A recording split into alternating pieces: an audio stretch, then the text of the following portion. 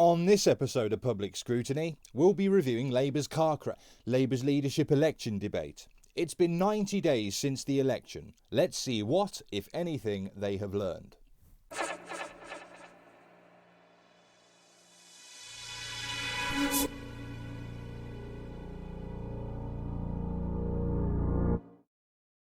Good evening from Dudley in the West Midlands. Was it Brexit, the manifesto, or anti-Semitism? Was it Jeremy Corbyn, or what he stood for? It was all of those things, Krishnan, plus Diane Abbott as Home Secretary. Oh my God, it's all coming back to me now. And is there a way back for Labour within 5 years? Is the party choosing the next Prime Minister or the next loser who'll have the painful job of change until a real winner comes along? Each of these people think they're the future. But what do they stand for, and how will they take on Boris Johnson? Just a few days before voting begins to decide the next Labour leader, we're in Dudley North. A Labour seat since its creation in 1997. It was taken by the Conservatives in December as that red wall came tumbling down. With us, the candidates to be the next Labour leader. Rebecca Long-Bailey.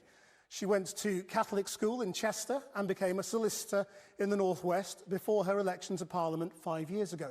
Jeremy Corbyn, who she gave 10 out of 10, called her our candidate for leader. Keir Starmer, he got into a state grammar school in Surrey, which went private while he was there. He became a barrister and then head of the Crown Prosecution Service, for which he was knighted. Also elected in 2015, he is the current bookies' favourite to be leader. Lisa Nandy went to comprehensive school in Manchester, worked in politics and the charity sector before her election 10 years ago. Having failed to bring down Jeremy Corbyn's leadership in 2016, she says she now wants to bring Labour home. I sort of like Lisa Nandy, or rather, she's the least unpalatable of the three, to my tastes at least. I look at Long-Bailey and I see John McDonnell. I look at John McDonnell and I see a raging communist. And Starmer, I wouldn't trust him as far as I could throw him.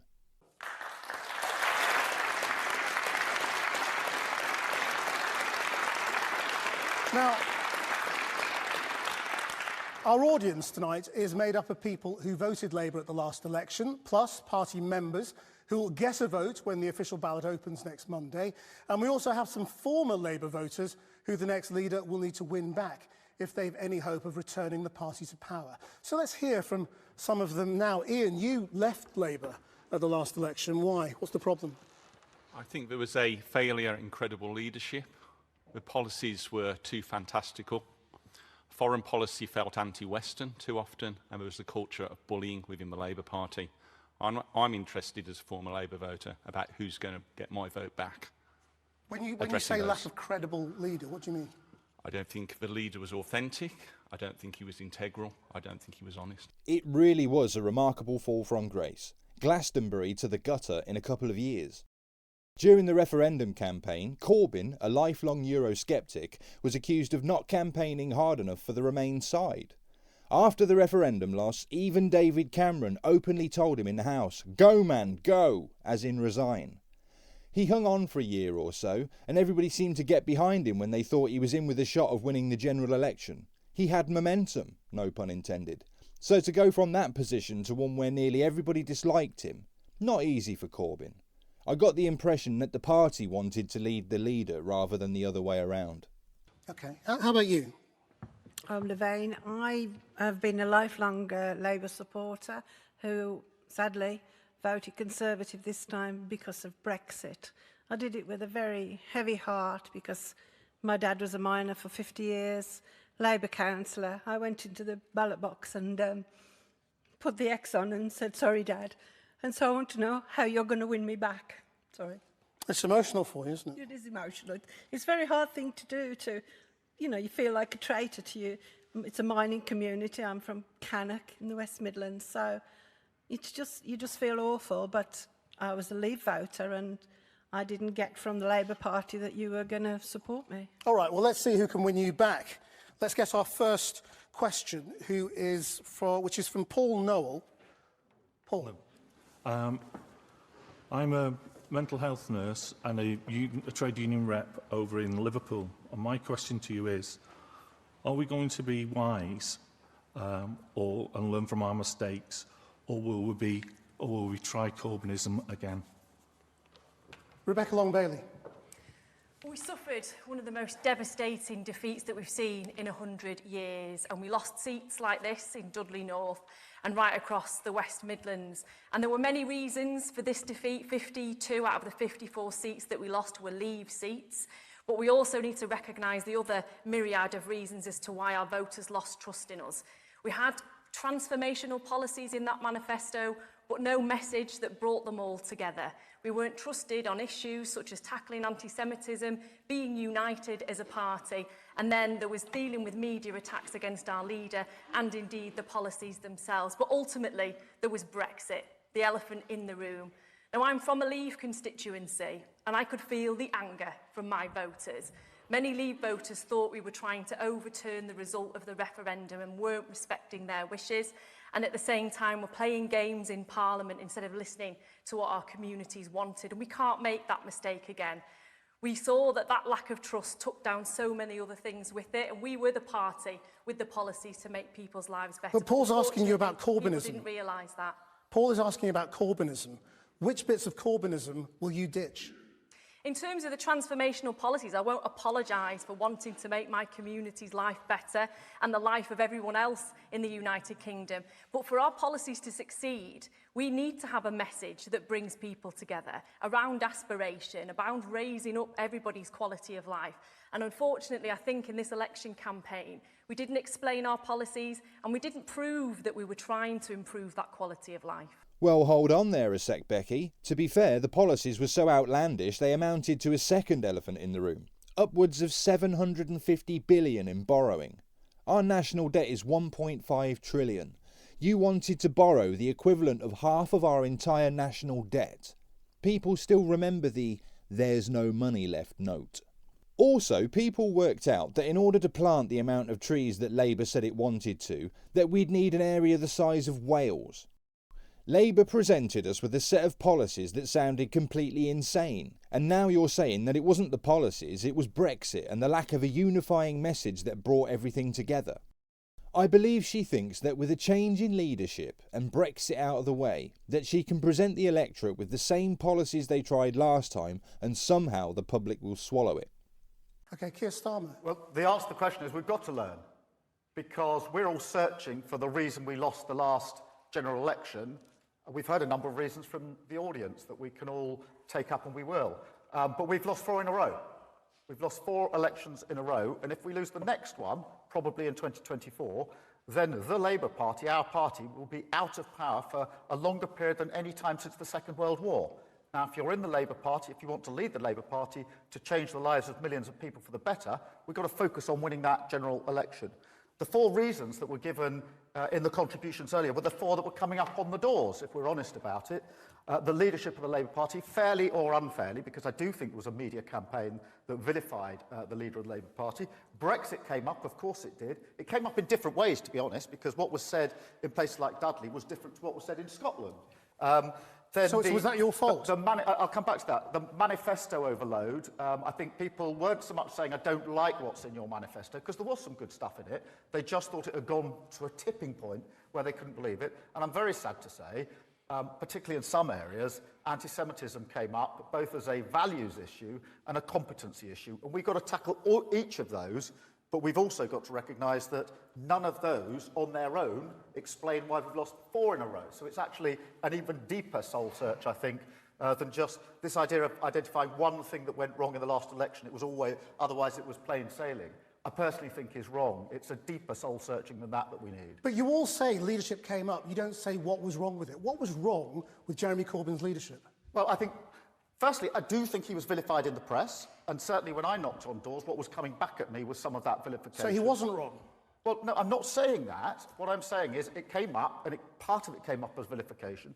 But on Jeremy Corbyn, I think it's fair to say that what he brought to the Labour Party in 2015 was really important, because he made it clear that we're a party that opposes cuts to public services, that is anti-austerity, and has a Green New Deal that's hardwired into everything we do. And there's a tendency in political party or any organisation, when something goes wrong, to say everything must have been wrong then, and we better forget it all. I personally think that's a mistake. We build on the important foundations, but the manifesto that really matters is the one in 2024. We'll get to because that. we must persuade people with that. Lisa, He says we're all searching for the reason that we lost the last election, like it's an ongoing process.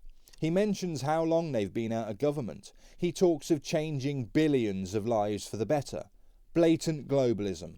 There are 70 million people in Great Britain. You stand for election in this country. Don't be talking to me about changing billions of lives. He then goes on to say that the reasons given by the audience are what he found on the doorstep, but there are other reasons why they've lost so often. He mentions the Green New Deal. This I first heard from Alexandria Ocasio-Cortez.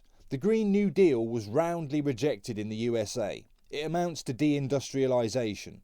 This man's political view is not his own. He's a globalist puppet.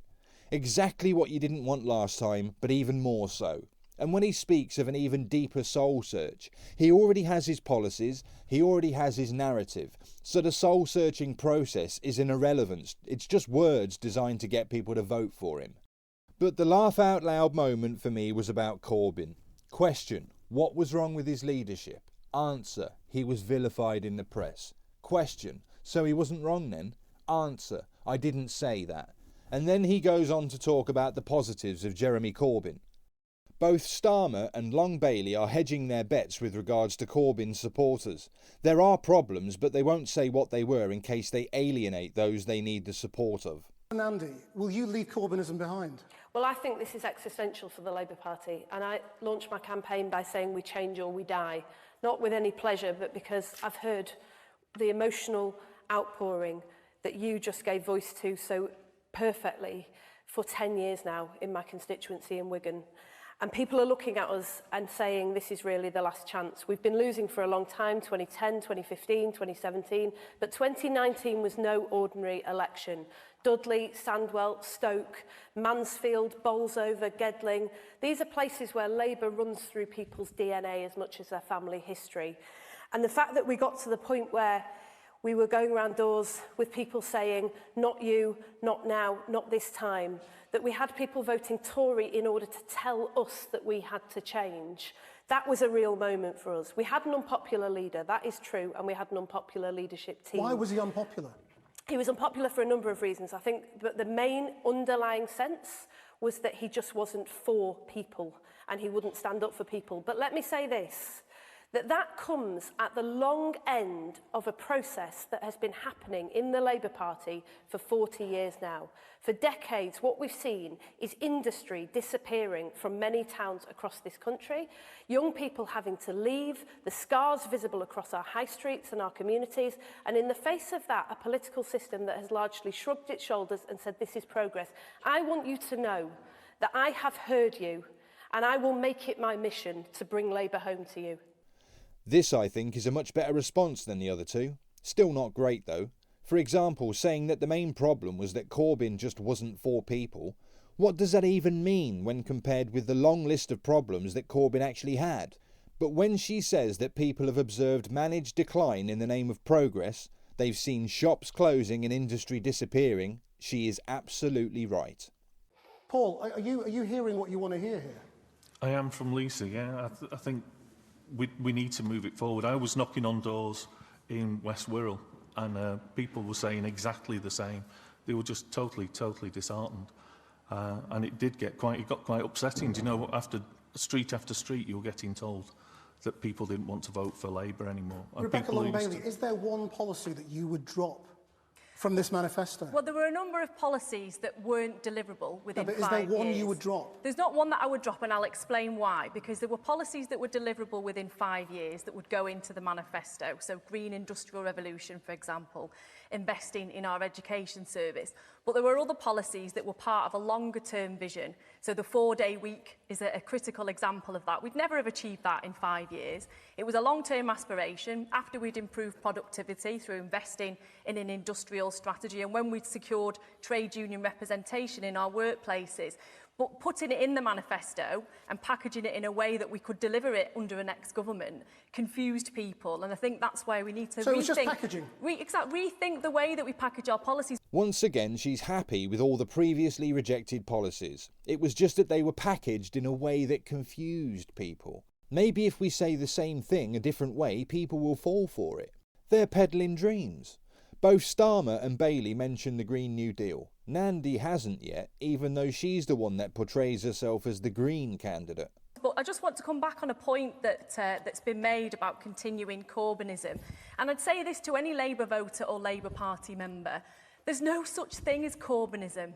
There's our Labour values. If we believe in building more council homes, investing in our futures through education and industrial strategy, that's socialism. That's not Corbynism, and we shouldn't throw away those policies. Corbynism as a term was okay when Corbyn was popular, and political parties are often defined by the vision of their leaders. But Long Bailey is now seeking to reclaim Corbyn's philosophy as being just socialist. It was Corbynism that made socialism seem less unpalatable. Now she's trying to use socialism to make Corbynism seem less unpalatable. Okay, hold that thought. We're going to take a very quick break. Do stay with us. We'll be back very soon.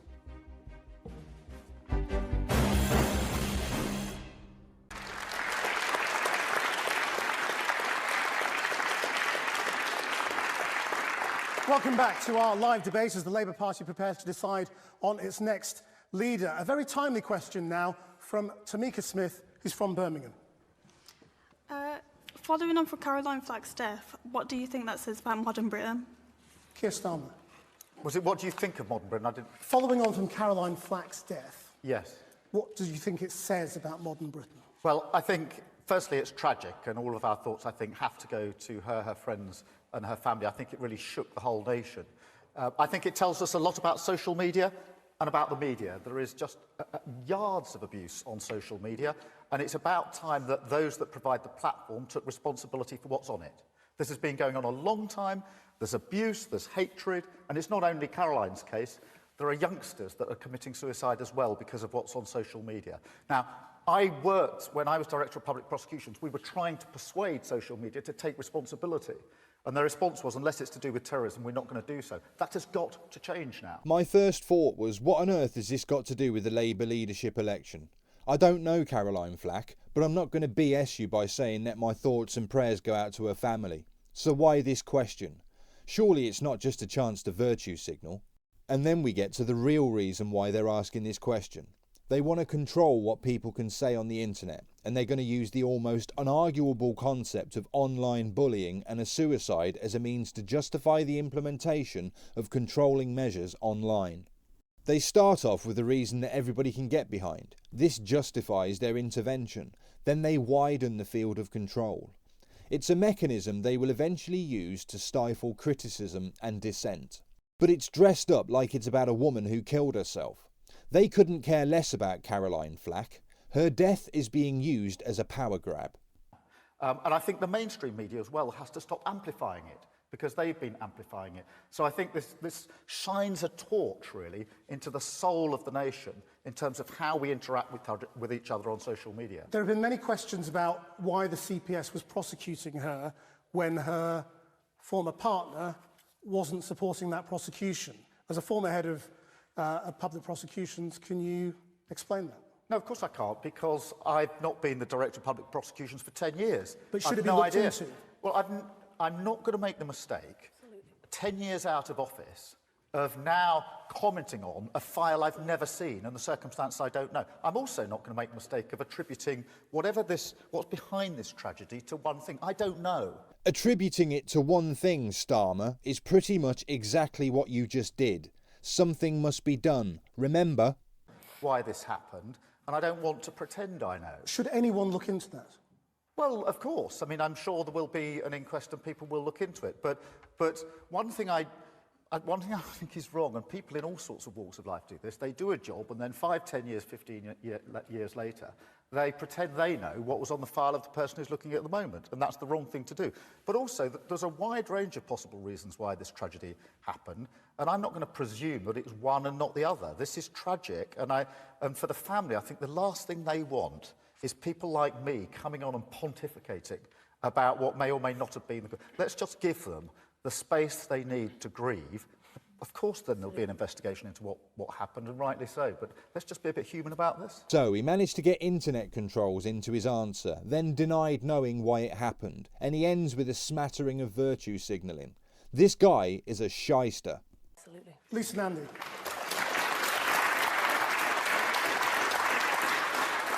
And bear in mind that her former management company have been very critical of that particular topic, which is why we're raising it. Yeah, well, let me support Keir on that, because I didn't know Caroline, and I don't want to speculate or make anything worse for her family. I've had deaths in my constituency, often in very difficult circumstances, over the last 10 years, and the last thing people need is me speculating. What I will say is that it is very difficult to be in public life at the moment, because there is an unkindness that's crept into our public debate that I think is detrimental to all of us. And actually, that isn't just felt in public life, it's also felt by a lot of people living out their lives in our communities. So a few years ago, there was a case of a mum with a son with disabilities who felt she had no choice but to kill herself and her son. And it turned out in that case that there'd been sustained bullying and harassment of that family for a long time with very little support. So I think we need to do two things. The first is that we need to step in and provide much greater support to people across this country. We all go through hard times in our lives. We're all going to need extra help.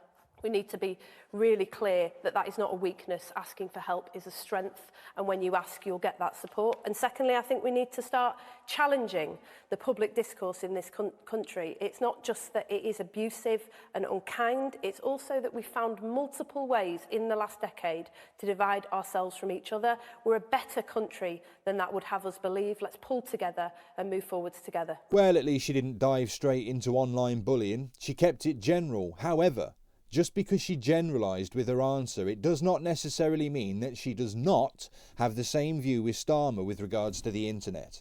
It just may be to her advantage to keep things as vague as possible for now. Rebecca Long-Bailey,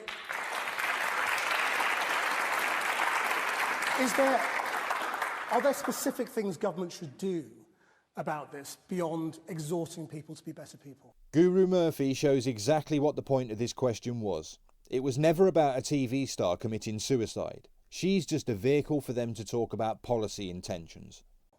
Definitely, and I don't want to comment on the case of Caroline other than to say that I'm shocked and that my thoughts are with her friends and family. I know they wanted their privacy to be respected, but there's a huge issue to look at in terms of online bullying and social media companies and the way that the press, certainly the tabloids, respond to that and amplify that.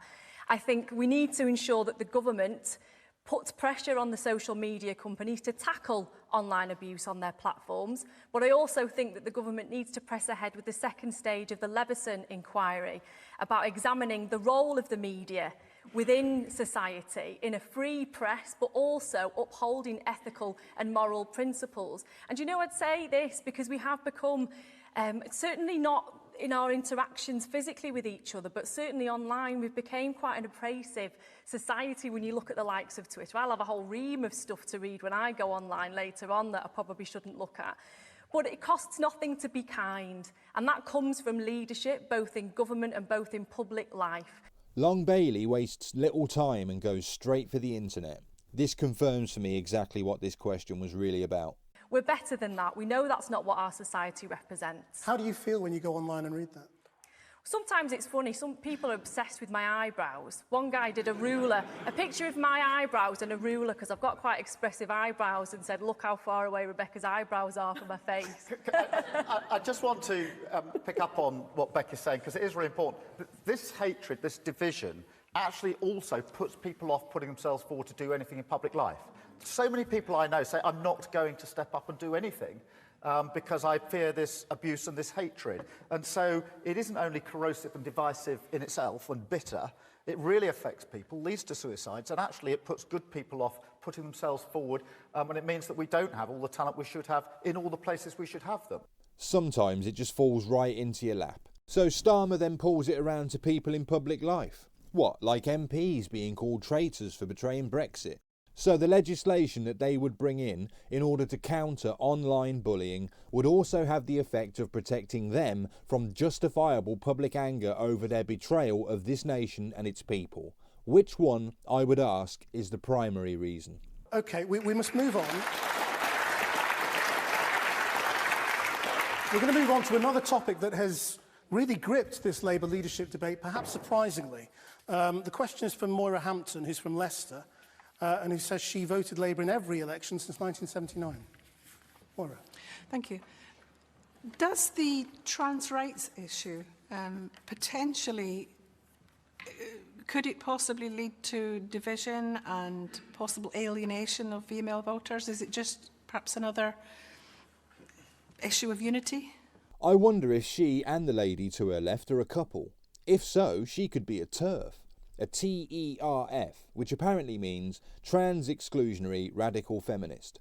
Actual women who don't accept...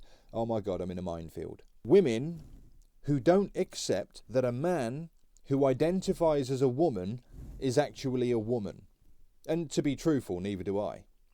Lisa Nandy, you have signed this pledge that is very controversial, and this weekend at a meeting you were asked, would a person convicted of child rape who now identifies as a woman be better in a female prison? And you said yes. Yeah, well, I said that people have the right to self-define, and that if you've self-defined, then you have the right to be in the prison that matches your gender.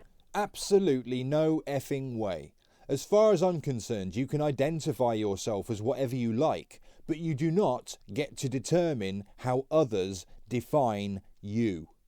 You may think whatever you like, just as I do, but when you attempt to force my thinking in line with somebody else's, there's a massive issue.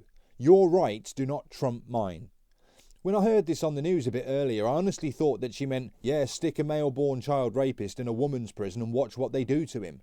I couldn't have been further from the truth. She actually believes that people should be able to choose whether or not they want to be in a male or female prison.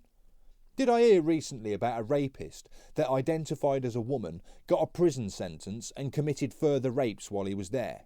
Either way, the whole trans thing has gotten out of hand. Women athletes are now having to sue the men who take part in women's sports. Have a look at this picture. This is what you get. Imagine what would happen in prison. It's insane.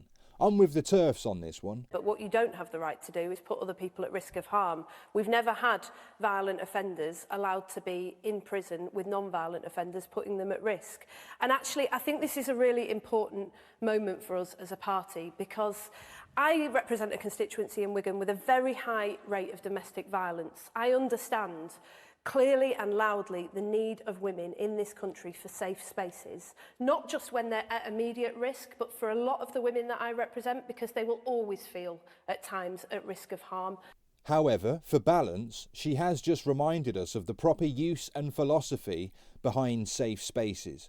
A women's refuge, for example. But see how far safe spaces went off the rails as well. I remember hearing about a university in the USA that had safe spaces with videos of puppies and kittens playing in it, because the students were so triggered by a speaker that had come to do a talk. Pathetic. So from Nandy, it was a good reminder. And this is important. And when I worked for the charity Centrepoint, we spent a lot of time grappling with the issues of how we got not just the policies, but the practices in place to keep the young people in our hostels safe from people who would want to harm them. But I do not accept that this has to become a zero-sum game against the rights of people who I also represent in Wigan, a young person going through the Gender Recognition Act process at the moment, who is being bullied and stigmatised, whose family, every time I see them, I'm not sure are going to survive for much longer, with very little support, who need every ounce of empathy and compassion that I can muster. So is it transphobic to want what are called safe spaces for women that exclude trans women who identify as women, but who may still have male genitalia, for example? He means men. It's not at all transphobic to want safe spaces, and we have to take the heat out of this conversation and cast a little more light on it. For most people, there will be ways of providing safe spaces that are inclusive, and we can navigate our way through the complexities of this in a way that is decent and respectful to all sides. But let me just say this as well. But why you signed a pledge that says... Sorry, Christian, let me just say this as well, is that There's been a tendency in the Labour Party, and actually in public debate generally in recent years, to go straight from 0 to 60 at the beginning of a debate and say, this is here, this is there, you pick a side, and whichever side you're on, we're going to argue it out until one side wins and the other side is crushed. We are better than that as a party. And part of me standing for the leadership of this party is about standing up for the level of public debate we deserve. We can do better than this. Right, but you and Rebecca Long-Bailey have signed a pledge that supports the expulsion from the Labour Party of those who express bigoted transphobic views, and it defines various organisations such as Woman's Place, which calls for women's safe spaces, as transphobic. This is what they're like. The lady who asked the question would probably be expelled from the Labour Party because she does not accept that a mutilated man in a dress is a woman. As I said earlier, if they have the right to self-identify on their terms, then I have the right to identify them on my terms. But that can get you expelled from the Labour Party. How inclusive. Either way, the more normal people they expel, the less likely it becomes that they'll get elected, which suits me down to the ground.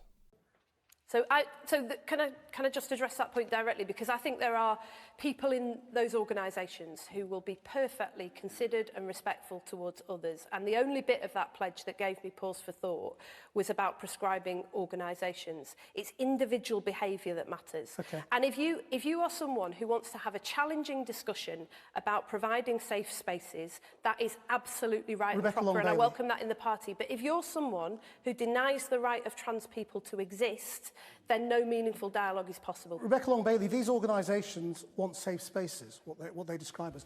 Do you think that they should be expelled from the Labour Party? Not at all, no, and there's no incompatibility with trying to stand up for the rights of trans people and trying to stand up for the rights of women and protecting them in safe spaces. That is enshrined under the Equalities Act, and there's no plan to change that in any way. But what we have been talking about in this debate, and I want to take the toxicity out of this, is recognising the often long and dehumanising process that many of our trans community have to go to in order to identify as either a trans man or a trans woman. And that relates to the Gender Recognition Act and making that process less dehumanising. Keir Starmer. The trans community have been subject to abuse and vilification, comes off the back of the topic we were just discussing, for a long time. And the Labour Party stands against abuse and vilification of any part of our community. Yeah, except for those who disagree with you, in which case they get every insult you can throw at them. What is it they say? The only diversity the left doesn't like is diversity of opinion. Trans rights are human rights. The Gender Recognition Act was a step in the right direction, but it's clear that we need to go further than that. Other countries have gone further, and I think we can go further. But we're not going to make progress here if we treat this as a political football batted around by different parts within our party or the wider movement. We owe it to the trans community and to everybody else to grow up on this and have a better debate about how we go forward. Why did you not sign this particular pledge that the other two have? What did you see as a problem in it? I signed the LGBT plus the Labour pledge on this, which I thought pitched it right. And I don't want this to be a political football. I'm not suggesting those behind the other pledge have got anything other than the best of intentions. Do you think there's anything wrong with that other pledge that you didn't sign? You're tempting me to do the very thing I'm saying we shouldn't do.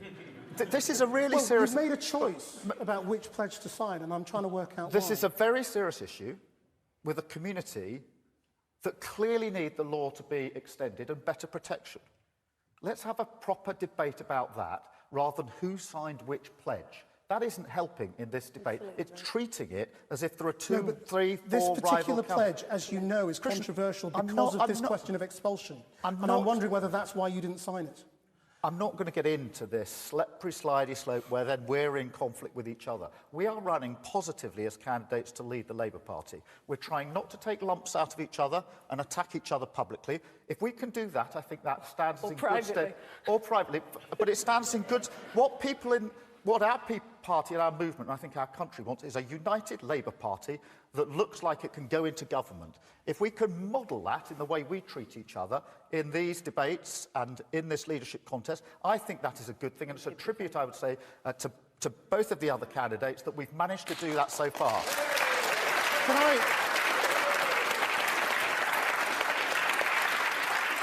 Let's briefly find out what a couple of people in the audience make of this.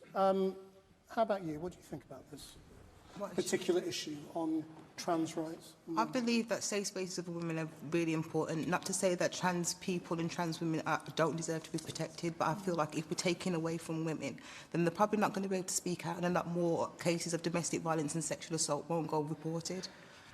What about you? You had your hand up. As a Labour Party member, I would just like clarity from Keir as to why he didn't sign the pledge. Well, I think he said why he's not going to address that particular question, so we won't go back to him on that. But we'll leave it there for now. Thank you very much indeed. We're going to go to a break again. When we come back, we'll be asking each of the candidates to put your money where their mouth is.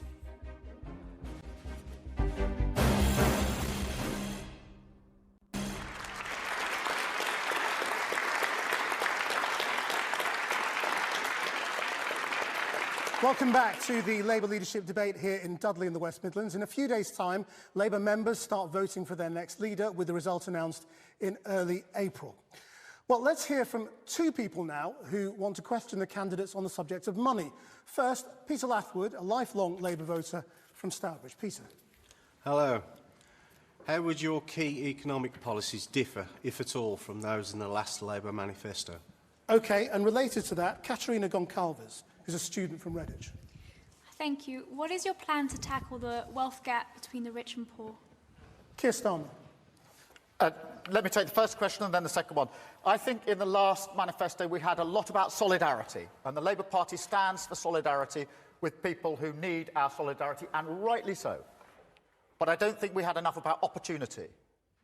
We characterised everybody as either the 1% at the top, the elite, rigging everything, or those with absolutely nothing. And there's a vast gap in between, and it's called opportunity. And that is the Labour dream. My dad worked in a factory, my mum was a nurse, and the Labour dream for them was that the next generation would have better opportunities. And I think that we need to rebuild that part of our narrative, our core message to people, because I think for years and years and years, that sustained the Labour Party, this sense that the next generation would have better opportunities. And it slipped away in the last 10 years. The question was, how does your economic policy differ from the one that was just rejected? And you did not use one word to answer it. You went on a ramble about opportunity. So I'm going to infer from that non-answer that your economic policy is pretty much exactly the same as it was. So far as the second question is concerned, we're one of the wealthiest countries in the world. And yet the economy clearly isn't working for people. It clearly isn't. You've got insecure jobs, low-paid jobs. You've got regional inequality, which is really, really deep. And what we're doing with our economy is damaging the environment. And that has to be tackled head-on by an incoming Labour government, by saying there's got to be a fundamental shift of power, resource and opportunity. And I would make that central to my economic thinking. Lisa Nandy. I think if you want to make the sort of fundamental change that I do in this country, where you have proper public services and people who don't fear growing old or their parents growing old without dignity or care, then you have to be honest with people about how you're going to pay for it. And we all stood on a manifesto that said we would put 5% on the top rate of income tax. That seems right to me. Yeah, I remember that. It was suggested to you that the highest earners may leave the country, leaving a massive black hole in your budget. But I also remember you guys talking about massive borrowing.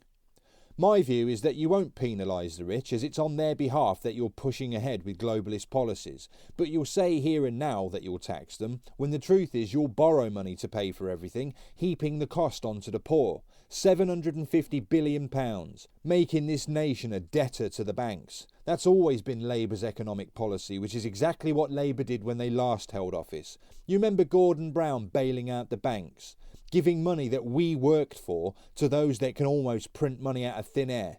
Don't talk to me about truth. Your whole party is a lie.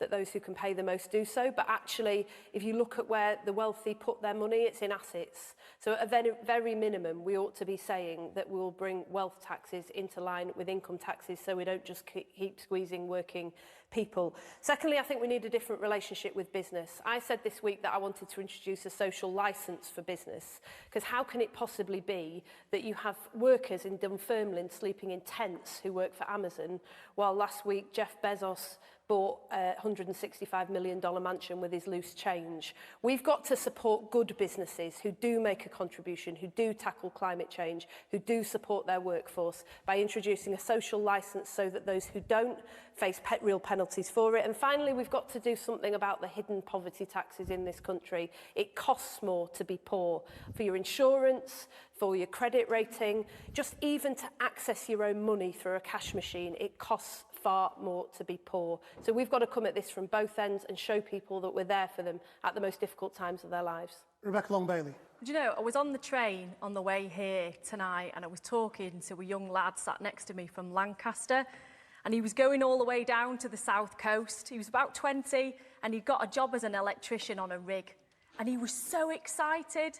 He was realising his aspirations. And I got off the train and I was dead happy for him. And then I got really depressed because his story isn't true of many people here in Dudley. I think unemployment is twice the national rate at the moment. Qualification rates are below national average. We've got the most regionally unequal country in the whole of Western Europe. Our economy is not working. So of all the candidates, I've got a plan to fix that. I've talked about having a real and comprehensive industrial strategy to re-industrialise places like the West Midlands and create the jobs of the future. I've talked about investing in homes, council homes and private homes to spur on the renewed prosperity that we need to see. I've talked about a cradle-to-grave education service to make sure that whatever age you are, wherever you are in life, you have the opportunity to aspire and to do well in life. They're the foundations of revitalising our economy, and that's the only way we'll see prosperity increase here in the United Kingdom. Keir Starmer, does Rebecca Long-Bailey really have something over you on this? I mean, she's suggesting she's the one with the plans. No, I don't think so. I think we're all putting forward our plan. If it's the Green New Deal, it will mean borrowing massive amounts of money to cover the fact that you're deindustrialising this country. And what we're saying is that the case we're making is what we think is right for our party, our movement and for our country. Of course there's a massive overlap. If you take an issue like Amazon earning, I think, £10.9 billion in revenue last year and paying 2% tax, I suspect the three of us are going to say the same thing about it. So do you think you fundamentally agree with each other on the economy? Could I say where I think that there is a difference? Because I agree with Keir. I think on all of those things we do fundamentally agree. But I've spent the last 10 years, including the last 3, off the front bench and in the country trying to build a plan back for places like Dudley. And actually, I think there is far more going for Dudley than you just heard. I think there is huge potential here, real assets, not least the warmth and the pride and the skill and the commitment of the people in this community, which matches my home in Wigan. And what I want to see is not just a plan conceived and executed by a small group of people behind a desk in central London, but real power going out to those areas so that we can decide for ourselves where that investment goes, how that money is spent, and get the jobs in here that we need. Well, that wasn't really an economic plan, though. It sounded more like a fatuous appeal to the pride of the people that you're stood in the room with. Although I did hear you say that you wanted to transfer power from central government and push it out to the people. Call me a cynic, but this falls directly in line with the aims of a lot of left-wing groups who are seeking to remove power from national governments now that supranational global structures of control are in place. It's actually an indirect power transfer from us to the globalists. Just briefly. We can talk about the ills of our broken economic model and what needs to change, but we need to have a comprehensive plan, because it's not enough talking about a plan. You have to have worked up the detail. And I've spent the last 4 years working behind the scenes on that detail, whether it was our green industrial revolution. So you've been working on the Green New Deal, have you? You're an absolute liar, Long-Bailey.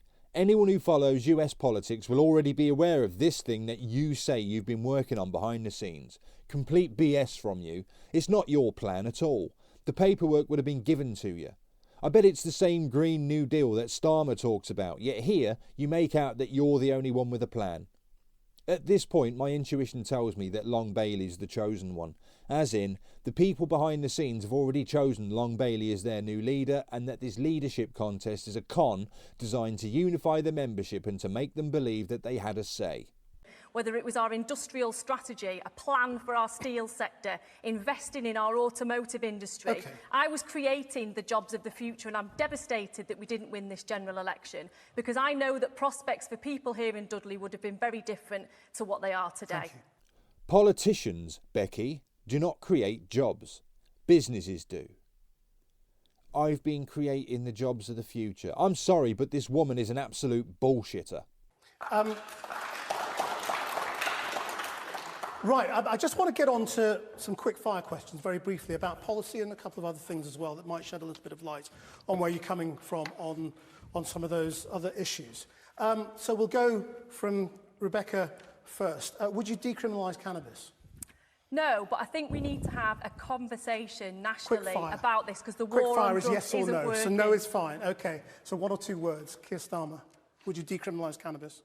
I wouldn't immediately. I have supported schemes where cannabis possession is not arrested. You're not arrested for it, you're not prosecuted for it, and I believe in that. No, let's have a proper review. Thank you. Yes or no, or not yes or no, but 1 word. In a referendum on keeping the monarchy, would you vote to keep it or scrap it? Lisa Nandy. Well, I'm a Democrat, so I would vote to scrap it. But actually, let me just say, I know it's No, a quick that's fire it. round, You said it. but this is not the priority as a country. We've just left the EU without any kind of plan about where we go We next. get that. It's not top priority, but in a referendum. Keir Starmer. No, I wouldn't. I think I'd downsize it. And by the way, it didn't come up on the doorsteps. We've been talking about why we lost the election, what we need to do next. This isn't one of the priorities for the leader of the Labour Party. Rebecca Long-Bailey. I think we've got more important things to worry about, so no, I wouldn't. Yeah, but how would you vote? I wouldn't vote Keep to or abolish scrap? the monarchy. You wouldn't vote to abolish the monarchy? I'd quite like to see Queen Meghan at some point. Okay. Well, I reckon that Nandy could have just ruled herself out of the running. How can you serve in Her Majesty's government if you believe that Her Majesty should be scrapped? Fine, right. This is a yes or no. Would you still provide free broadband for all? Keir Starmer. See, the problem with these yes-no answers, I mean, they really are problematic. Because behind that question lies something massive, which is for 10 years there's been an ambition to have broadband across the United Kingdom, and it hasn't happened.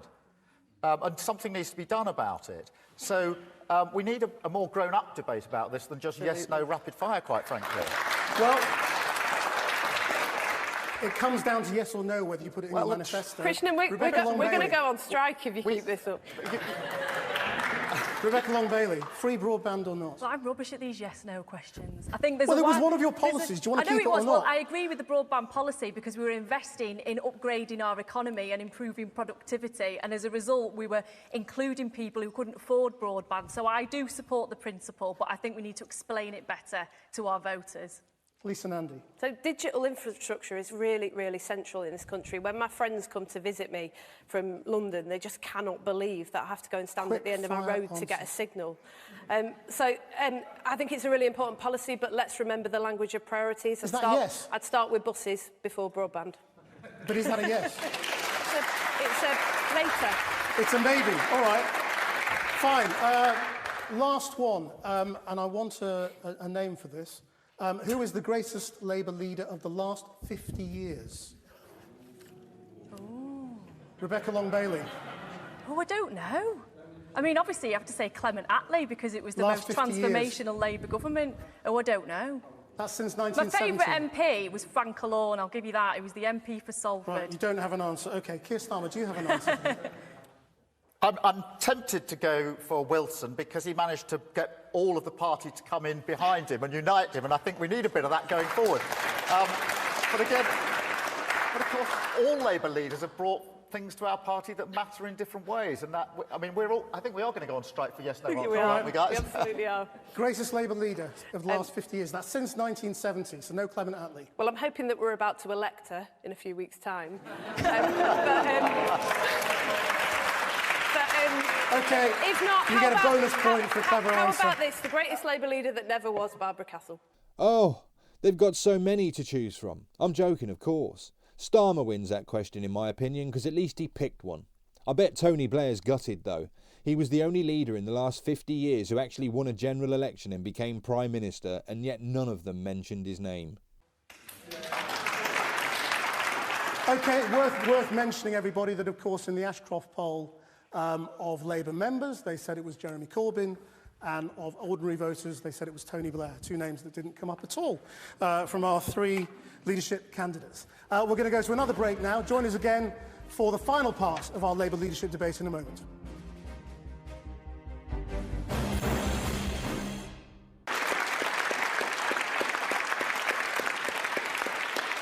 Welcome back. Welcome back to the final part of our Labour leadership debate. I want to hear from the audience now. We've got in our audience people who were Labour voters but who deserted the party at the last election. What do you make of what you're hearing? Graham, you left Labour at the last election. I voted Lib Dem this time, and frankly, it was because of the leadership. And I really did think that you were not going to win anyway.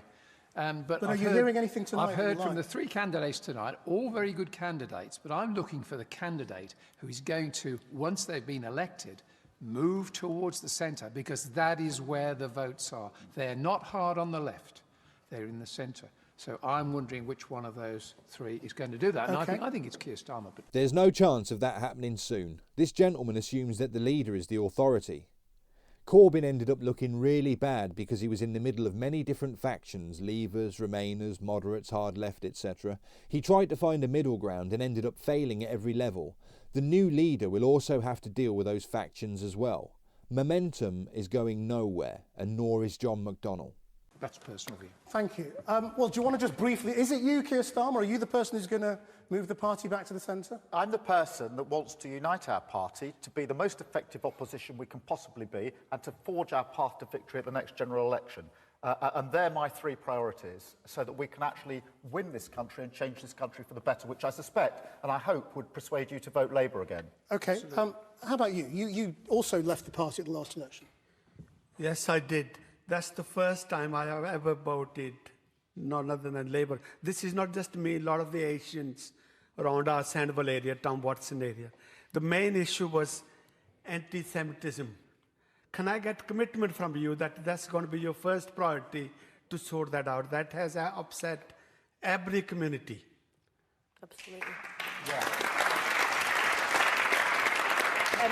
Yes, it came up on every door that I knocked on as well in many different constituencies around the country. And the reason I think is because it's existential for the Labour Party. We're the party that gave this country the Race Relations Act. If we want to go out and build a more compassionate, fairer, equal society free from discrimination, we have to live those values ourselves. I absolutely take your point, and we got this on the doorstep. If you're anti-Semitic, you shouldn't be in the Labour Party. It's as simple as that. And if I were leader of the Labour Party, I'd make it my personal responsibility to deal with this, because leadership makes a massive difference in this. If the leader of the party takes a clear stand and says, I want to see the cases on my desk. I've run a big organisation. I know what it's like when you have a line of sight on something that really matters. And I'd make it my business to move this on and also to rebuild the relations with the Jewish community, because we have to do that before we'll get an audience to be able to talk about anything else. Well, look, we're the party of Harold Lasky, the Lever brothers, and Frank Alone, who I said was my favourite MP. So it was devastating in this election campaign to knock on doors and find that many within the Jewish community just didn't trust us anymore. And I hope that all of us, and I think we all will take robust action on anti-Semitism, because we haven't dealt with it properly within the party. We've got to adopt all of the EHRC's recommendations. So, even though we've left, she wants to adopt all of the European Court of Human Rights recommendations. When they report back to the party. I think we need to have an independent complaints process for all forms of discrimination, not just anti-Semitism, that speeds the process up and that people have faith in. And I think that we need to rebuild trust by educating our membership on this issue and also reaching out to the Jewish community and their organisations. Just on this very briefly, did either of you who were served in the shadow cabinet consider resigning over this matter? And if not, why not? I mean, you think what Jeremy Corbyn tried to introduce was anti-Semitic. Why didn't you resign over this? I thought that what he was trying to introduce anti-Semitic. Yeah, the quotation that was put to you about Israel, the foundation of Israel being a racist endeavour. Well, that wasn't, is anti-Semitic. because I have looked at what Jeremy actually said, and saying that Israel is a racist endeavour is anti-Semitic under the IRA definitions. Which he but wanted to bring questioning in. the actions of any government and saying that their policies are racist is a different story. The British government and their treatment of the Windrush generation, for example, that's a racist policy. Oh, she's smack bang in the middle of a minefield with this one. If it were a person who committed a racist act, would they say that that person was racist? I think yes, they would. In fact, they'd probably jump at the chance to smear the opposition. So if a government enacts a racist policy, is that government racist? According to Long Bailey, no it isn't. So I wonder if she would extend that same principle to people accused of racism. Not likely. You'd expect us to do that as a Keir Labour Starmer, government. I mean, shouldn't you have left? I took the decision that I had to speak out against it publicly, which I did, and speak out against it in the shadow cabinet, which I did. And I think that's very important. Lisa, of course, was outside of the shadow cabinet. She spoke up against it publicly. I did both. I did both, actually. I spoke up against it when I was in the shadow cabinet. And one of the reasons that I didn't return to the shadow cabinet is because I got the very strong impression from the leadership of the party that we were not going to take this seriously. And when I was forced to choose, I stood with the Jewish community in solidarity because that was the right thing to do. Yes. Yes, my name is Vida Sampson, and I worked for the NHS a long time ago. I also work in residential, and I now give my time to the homeless by cooking them a hot meal. And you know, it is terrible to know that people in this country, which is so rich, and there's some lovely people in this country, we need to work with each other. And the main thing that is lacking is communication. We need to go back to the community and see how it worked in the beginning.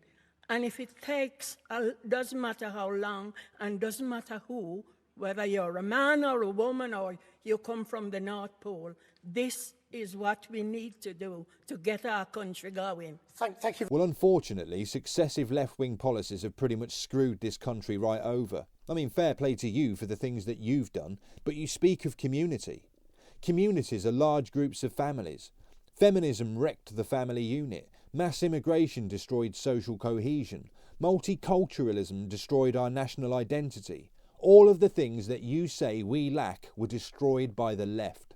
I still remember a Labour government opening up our borders in 2004 and Gordon Brown standing there smiling like an idiot asking, what is Britishness? Knowing what his party had just done to this country. Labour have been contemptuous of our nation. That's why a lot of people won't ever vote for them again. They remember what happened before, which is why the left now targets young people. They've yet to be screwed over and so are more likely to believe the rubbish being spewed out by the left. Very much indeed. Right, who's got a question? It's going to have to be a quick one. Yes, here. We've spoken rightfully a lot about anti-Semitism, but what about the rights of the Palestinian people? And I want to hear what you guys think of that. Right. We're going to have to be brief on this. Rights of the Palestinian people, 1 second. Sorry, Krishna, we're all revolting. No, I mean, it's frustrating, I know. I know. No, OK, so I've been the Vice Chair and Chair of Labour Friends of Palestine and the Middle East for 8 of the 10 years that I've been in Parliament. And it has never been impossible to stand up for the rights of the Palestinian people whilst not being anti-Semitic. That is the plain truth. You can do both. You can stand for a two-state solution, for the rights of the Palestinians and for the right of Israel to exist. Can I just say this as well, though, that that contribution just there is exactly the country that I believe in. And it's the country that I know we are and we can be. And we are a better country than Boris Johnson would have us believe. And that is why Labour has to go out with boldness and ambition and courage, because we know we're better than this. And we've got to take the fight out into the country, win the argument, get into government and change this situation for good. Keir Starmer. We can stand up and we should stand up for Palestinian rights. And that can perfectly well be done without being anti-Semitic. These two things are not in conflict, and the suggestion that they are is just wrong, I think. But you're absolutely right to raise this, because we do have a dispossessed Palestinian people, and we have an insecure Israel, and I don't think anybody can pretend that this is a state of affairs that is possibly right in the world, and we need to do something about it. I did just also want to comment on your contribution, and thank you so much for that, just about the spirit in which we have to come together. But also... No, because I owe that and I think, to the community. The challenge for our party, the immediate challenge, is whether we can pull together, stop taking lumps out of each other, stop dividing, and actually recognise the incredible force we are. We're 580,000 members, the biggest political party in Europe. What an unstoppable force we could be if we united as that fighting force, ready to fight that next general election. Rebecca Long-Bailey. Standing up for the rights of Palestinians is the right thing for our party to do, and we've always done that. And I believe in a secure Israel alongside a viable state of Palestine. But I also think that the conflict must be settled on the basis of international law, human rights and social justice. 80% of Palestinians are reliant on humanitarian aid, so we should continue calling for an end to the blockade and the illegal settlements that we see in the Palestinian West Bank and in Gaza. And I'll never apologise for standing up for the rights of Palestinian people, but at no point should it ever be conflated with anti-Semitism. They should always be two separate issues. Well, it would appear that all the Labour Party have done since they lost last December is weather the storm until now. You could simply repeat Andrew Neil's interview with John McDonnell just after the exit poll came out and you'd know where they all stand today. Also, it was interesting to hear what was not discussed. Nothing about open borders, nothing about the EU, in fact nothing about global trade at all, come to think of it. But then you don't need trade if you're going to borrow the money that the taxes would have raised. I wasn't a fan of any of them before I watched this. I'm even less of a fan now. But there we are. The Labour Party is reforming itself into the exact same party that lost the last election. Long-Bailey looks like the strongest candidate to me. I think there will be a bit of a swing back to Labour now that Brexit's less of an issue, but the damage has been done. Lifelong Labour voters already switched. The slightest whiff of treachery and it'll be a lot easier to vote Tory again. We'll have to see what happens, I suppose. And with that, I'll end this video there. If you've enjoyed it, please give it a like as it really helps. And if you want to let me know what you think, drop a comment in the section below. Also, if you want to hear more, you can subscribe. Until the next video, I'll catch you later.